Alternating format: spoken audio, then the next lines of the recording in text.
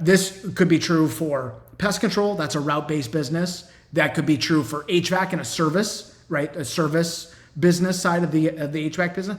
Plumbing could be the same thing there. That's a crisis business, right? You don't call the plumbing company when things are good. You call the plumbing company when your toilet's overflowing and it's midnight, and the first person that answers wins, right? And so that is a crisis marketing scenario. How do you stay in front of those clients? Well, you get them on a reoccurring maintenance plan. Does anybody here have an HVAC or a plumbing company on reoccurring maintenance that comes out and looks at the filters and does a thorough annual inspection? Right? That's a very common technique, but it's designed to keep the customer engaged, to keep you front and center, designed to get you to run a route and so that you can come in and service repairs. When you're doing that maintenance stuff, it's going to turn into a classic example. Janelle just did this the other day. Oh, it turns out I need this, this, and this for my water softener, and I need to replace the filter, the fridge and the filter for the fridge, which hasn't been done since I bought the place. It's this, it's that.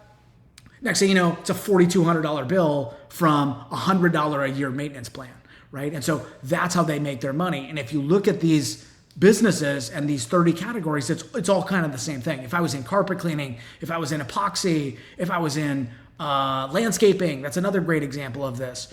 If I pay my landscaper $180 a week or $180 a month to come out here and mow, blow, and go on Wednesday at 10 a.m.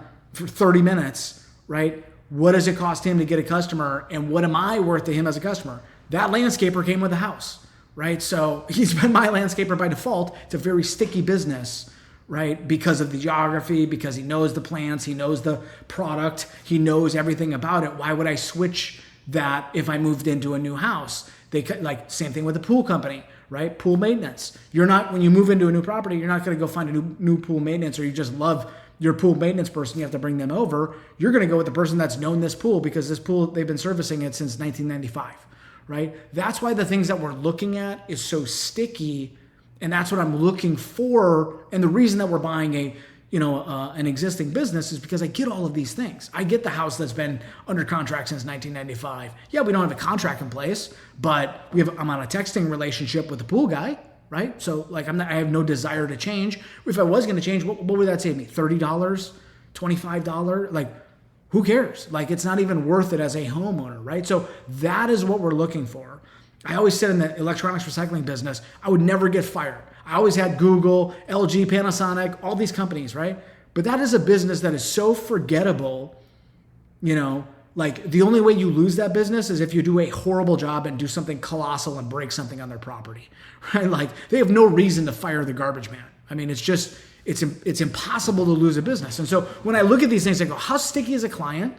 And then how am I going to ramp these businesses up based on that?